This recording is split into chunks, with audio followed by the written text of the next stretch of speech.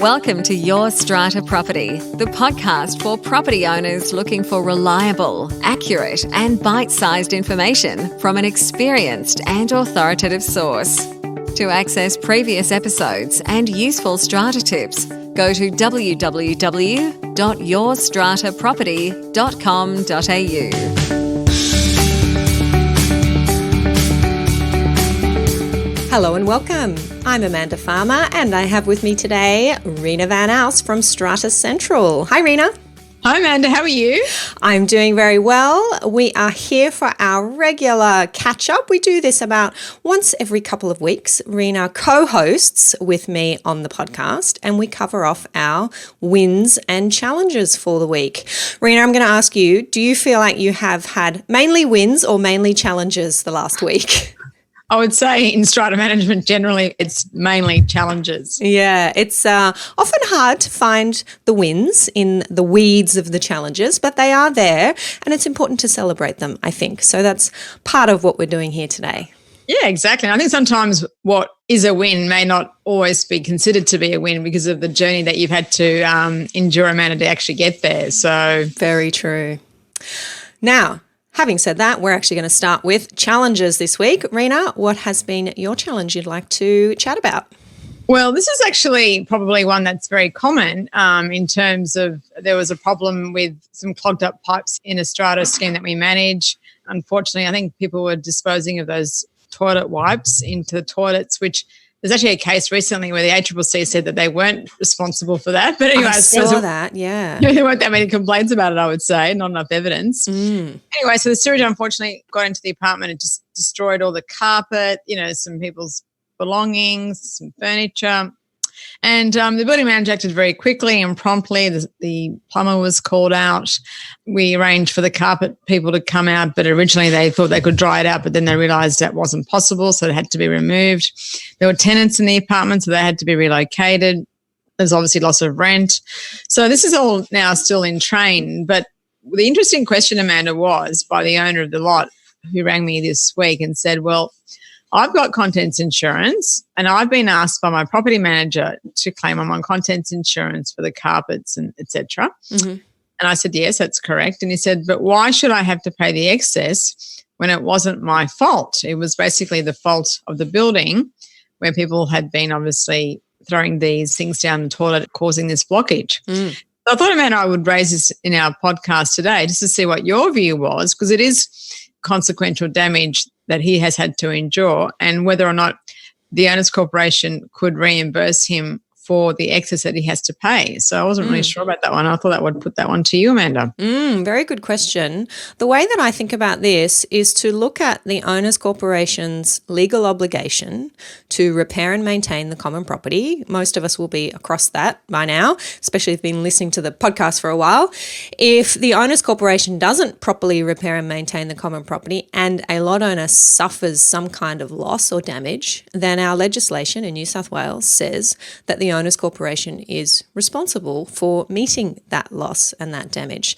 Now, it sounds like that's what's happened in this case. The owners corporation. I think I would disagree, Amanda, because it's actually accidental damage. It's not as if it hasn't done something. It's that people have been putting these things down the toilet and no one would know about that until something happened. So it's actually covered as accidental damage under the policy because it wasn't something that was known. Otherwise, it wouldn't be covered by the insurance company, and the insurance company has covered the rest of the claim. Okay, very good. So the owners corporation's building insurer has covered the claim. So they've obviously taken the view this is not a failure to repair and maintain. This is an accident. Perfect. Okay, I like that. Yeah, but the excess that he has to pay for the carpet, which is not covered under the building policy. So therefore, the building policy will cover the building aspect of it. Yep. Damage to the building. But the other side of the coin is that he has to now claim on his contents insurance for the carpet replacement and other sort of things that were damaged that were contents. So he's now saying to us, Amanda, I want my $500 excess paid to me by the owners because it wasn't my fault. Yep. And I'm thinking, well, it's not really our fault either, but I wasn't really sure how the new apply in this case? Well, the only avenue for an owner to claim that kind of a loss from an owner's corporation is through a failure to repair and maintain. If it is not a failure to repair and maintain, there is no claim against the owner's corporation. He has, what we say as lawyers, he has no cause of action. And I've actually been reviewing some cases on that question recently, and there's quite a good tribunal case. It is a recent one. I'll just find the name and I'll put a link to it in the show notes. And it goes through exactly this process of what avenues do lot owners have to claim damages against owners' corporations. And this tribunal case makes very clear that the only avenue is under Section 106, which is a right that arises because of a failure to repair and maintain the common property. Now, that case is SIK, S-I-K, not sure if that's the right pronunciation. It's an appeal panel case from March 2019, the New South Wales Tribunal. So I'll put a link to that in the show notes. It's a really good one for going through that process of, in short, saying there are very limited avenues for lot owners to claim damages from owners' corporations. And I would say if this is accidental damage, your building insurer has covered it, their contents insurer has covered it. Unfortunately, he's left with the excess. Now, the other thing, just to throw a bit of a spanner in the works, Amanda, is that he said that there should have been something in the building that would stop, I don't know, some plumbing thing, I don't really understand, I need to look more into it, that should have been built into the all apartments. This is obviously a very recent block, that would stop this thing from happening. And therefore, had this been done, then he wouldn't have suffered this loss and damage. So right. I suppose if something has been built a certain way and there's something that should have been done that hasn't been done, does the owners' corporation then become responsible if it didn't even know until this event occurred that this was the case, or is that a totally different avenue? Yeah, it depends on, obviously that's something that he's saying by the sounds of it. Yeah. I would query, what does the owners' corporation's own plumbers say about this? What's their view? Is this, as we think, an accident because of flushable wipes that are actually not flushable, but nobody's holding these companies to account. If it's an accident and that's what your plumbers say, then you're entitled to rely on that. If he wants to take a different view and say, well, the pipes should have been constructed a certain way. Well, there should have been something that puts inserted at the junction where it doesn't allow. Yeah, I don't know. Well, then query, is that an original building defect? And if it's a new building, are they still within their warranty period to go back to the builder? If it is some kind of a defect, then yes, that would fall within that repair and maintenance obligation. And so then we're back to that other view. Yeah. Yeah. Okay. Yeah, that's good to know. Thanks, Amanda. Interesting one. I'm sure there's many managers out there, owners no doubt, who have that question come up. It's an awful situation when there is a sewerage problem, and horrible for the person who has to deal with that in their apartment. Yeah, exactly. Okay, my challenge for this week relates to meetings, and specifically the adjournment of meetings. So, Reena, no doubt this happens to you from time to time. There is a need to adjourn a general meeting, and we certainly have provision in our legislation in New South Wales for meetings to be adjourned, and what happens when we adjourn meetings, when should the adjourned meeting then take place. But something that I couldn't answer, and I don't believe is set out in the legislation, is what happens to the motions that are resolved prior to the adjournment. Do they become actionable? Can the strata manager, the committee members actually take steps to do work that has been resolved to be done, for example, even though the meeting has not officially ended, it has actually been adjourned? What's your view on that, Reena? Have you been in that situation? It's funny how you say, Amanda, about meetings being adjourned. So in the previous legislation, when a quorum wasn't achieved, a meeting had to be adjourned, a general meeting had to be adjourned. Actually, it was adjourned 3 times. So the same meeting, general meeting, had opened and went over like 3 or 4 months because there were issues originally arising out of a proxy that had been submitted, which allegedly had been forged. So the meeting was adjourned at the point that that forgery, in inverted commas, had been discovered. And then it was adjourned again because there were so many issues and so much discussion that unfortunately there was, I think, 2 or 3 hours had elapsed and we still hadn't completed the meeting. So my view is that you can still complete the resolutions that have been adopted because you had a quorum at that particular time those motions were considered. The only caution I would add to that comment, Amanda, is that if a motion depends on a subsequent motion, let's say you're approving a quote, but you haven't yet approved the budget or you don't have enough money for it, then I suppose that would be the only caution I would say, that you can't proceed until a subsequent motion has been adopted. Sometimes I find with managing agents and people in general, or committee members, that they put motions in an order necessarily that's not sequential. So it's like putting the horse before the cart. So you've really got to make sure that if you are adopting a particular quotation, that you basically make sure that the budget has been approved. And I'll give you an example. I've got one coming up where they want to install solar panels, which obviously is a special resolution. It's an alteration to common property. So we have to make sure that that's passed first. But then the budget has to also be approved to allow that to be funded. So we have to put that motion before the budget.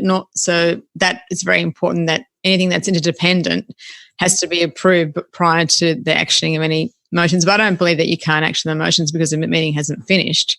Yeah, that was the view that I ended up taking when I thought that through. But one thing that I did point out to the person who was asking me this question is to be aware that the Strata Committee does not vacate its position until the end of the meeting. And our legislation says that. And I think, Reena, you and I talked about that a couple of episodes ago.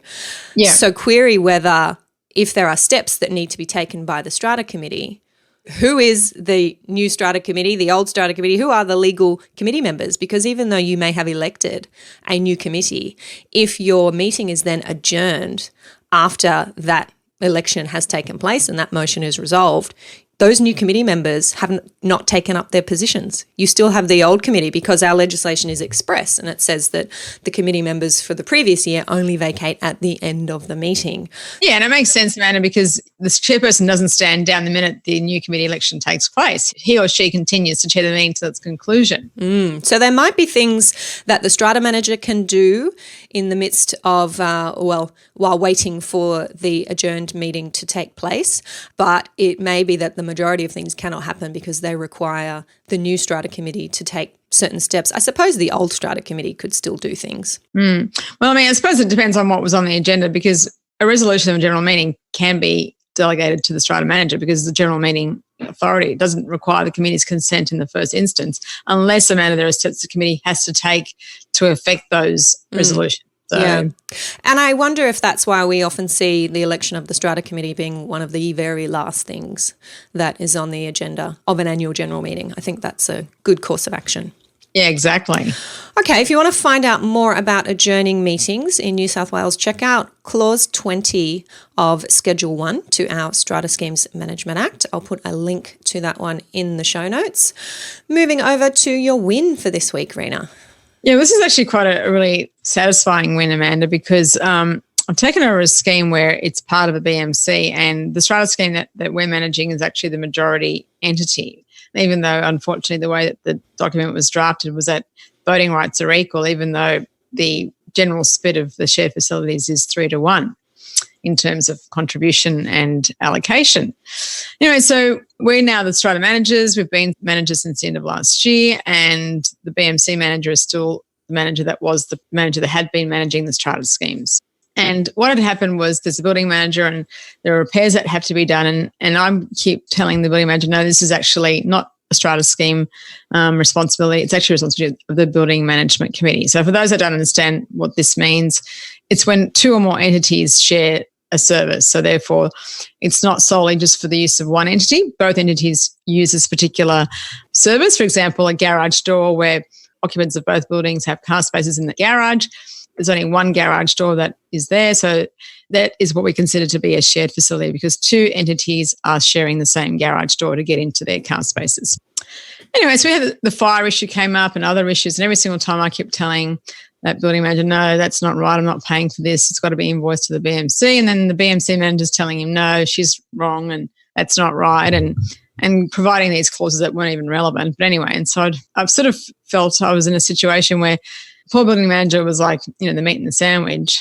And I know that I'm right because I've managed a number of building management committees, so I do know how they sort of operate and the whole premise behind how they're constructed. Anyway, so I decided to actually write to the author of the document, the lawyer who actually drafted the SMS for the development.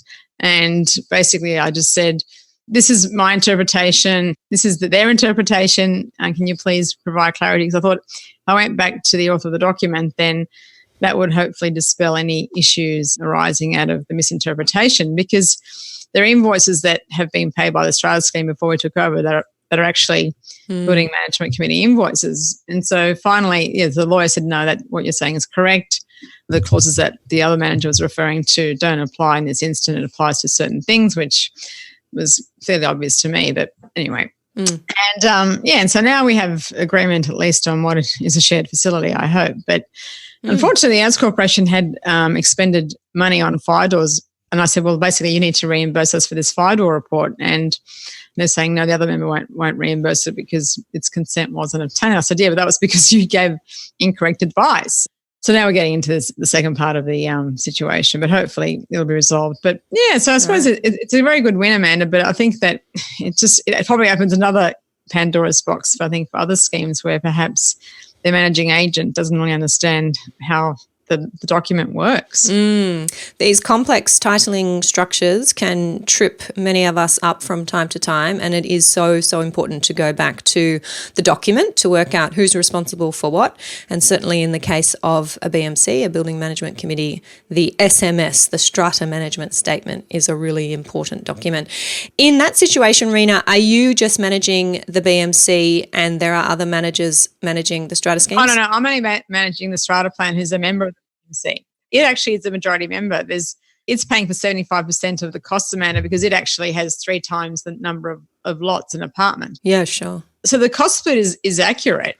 What's not accurate is the voting rights, which are equal. And then you have a manager that doesn't even understand how it works. Yeah, and I find that is just so common that these strata management statements are drafted in a way that is inherently unfair, and they're so difficult to change. Yeah. And difficult when you have different managers managing the entities and then a different manager managing the BMC, and you have these differences of opinion. It can be helpful to have different views, of course, different ways of management, and often if there is conflict, it's important to have different representatives guiding the different entities. But yeah, you take the good with the bad, hey? But I think, Amanda, in this case, like the BMC manager was the manager for the strata plan initially. So that was like, but in a sense, if the manager doesn't understand what's covered by the Building Management Committee and what's not, then the strata plan is paying more money than it should be paying. Yeah, well, therein lies the conflict, because you were pointing out a mistake on the part of the BMC manager who was then managing the strata scheme and having them overpay. Exactly. Yeah, so you're never going to win that one, not without a fight. I mean, I have to now go back to all the invoices and basically that's what I've been asked to do, is to audit all the invoices, which is correct, because in the day we're still paying our BMC levy, the amount that's been raised in accordance with the BMC meeting, but the apportionment of those costs and inclusion of them is incorrect. So yeah, so work out how many thousands or tens of thousands or who knows, even hundreds of thousands of dollars you've overpaid, and then make that commercial decision as to whether it's worth pursuing. Exactly. All right. Thank you for sharing that one, Reena. Let us know how it all works out. Yeah, I will. The win that I want to bring to the table this week relates to this interesting question, which a number of managers are probably across. How are our older schemes, our pre-1974 schemes, different to our newer schemes, in particular when it comes to the boundaries between lot property and common property? Now, this is a question that has received lots and lots of attention inside our member forum at the moment, and it was such a great conversation. I thought I'd bring it to the podcast, and no doubt there are some of you out there who have no idea what I'm talking about, and this will be an educational session for you. So what happens with our older schemes, and it's actually pre-1 July 1974, schemes that were registered pre-1 July 1974, they have different rules applying when it comes to the boundaries between lot property and common property. And that's because they fall under our 1961 Strata Titles Act. And there were some amendments when our Strata Scheme Development Act of 1973 came into force, and that came into force in 1974. And the transitional provisions around that legislation are a little bit confusing, and they trip up many a manager, many a building. And whenever I have to look into this, I always have to go back and revise the legislation as well. But the general rule, which we talked about inside the member forum, is that where you have a boundary that separates part of a lot from another part of the same lot, that boundary whether it's a wall, whether it's a balcony door, a window, a slab, if you have a terraced lot, so you've got an upstairs, downstairs, what is within that boundary is lot property. Now, that's unusual because under our newer legislation for our newer schemes, that boundary, the slab, the balcony window, the balcony door would actually be common property and the responsibility of the owners corporation. In these older schemes, it is lot property. Now, that is not the case where the boundary is separating the lot from another lot or the common property. So where we have the balcony slab that's separating the lot on level 3 from the lot on level 2, that slab is common property, just as it would be as we're used to in our newer schemes. So the waterproof membrane, if there's any concrete cancer, even in our older schemes, that's going to be the responsibility of the owners corporation. The same applies to a balcony balustrade, because that's essentially a wall that is separating the lot from generally the common property or outside of the strata scheme. The balustrade is going to be the responsibility of the owners corporation.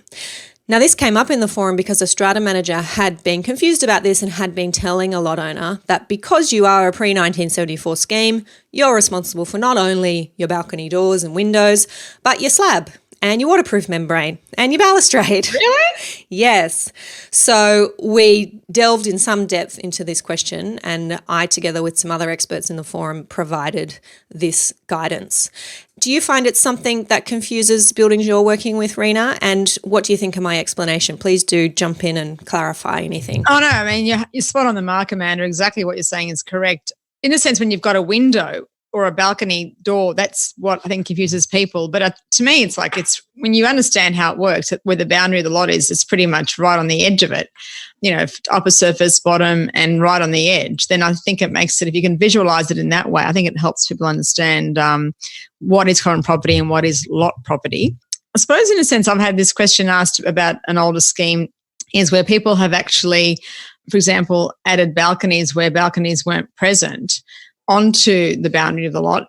Does that become common property, or is it still lot property, even though there's been no formal approval of those subject balconies, Amanda? So that's something that's probably still for an older building, but I suppose it's a totally different question. I think we can probably talk about it another time. As when people make alterations to common property that are not approved, let's say 30, 40 years ago, do those then become by default common property because they look like they're common property on the outside? You would think that these apartments that had windows that have then taken them off and made balconies and put balconies there, are they now common property or not? So that's probably a topic for another day. But well, bear in mind the caveat on all of this, and I probably should have said this at the beginning, is that you start by looking at the strata plan. And if there is any note, a written notation on the strata plan that says anything about where the boundaries lie, that note prevails. So often we will see on older plans that even though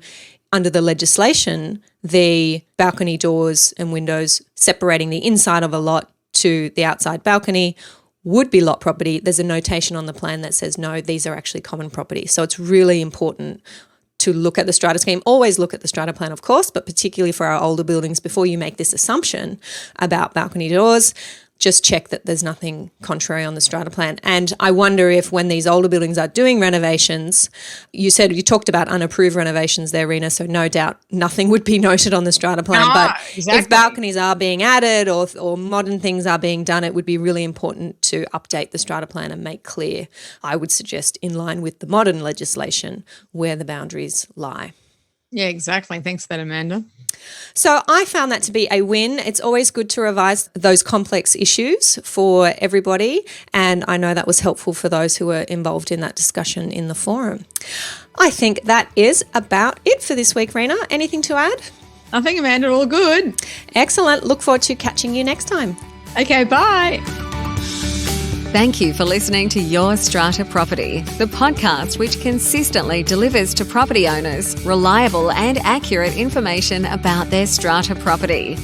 You can access all the information below this episode via the show notes at www.yourstrataproperty.com.au. You can also ask questions in the comments section, which Amanda will answer in her upcoming episodes. How can Amanda help you today?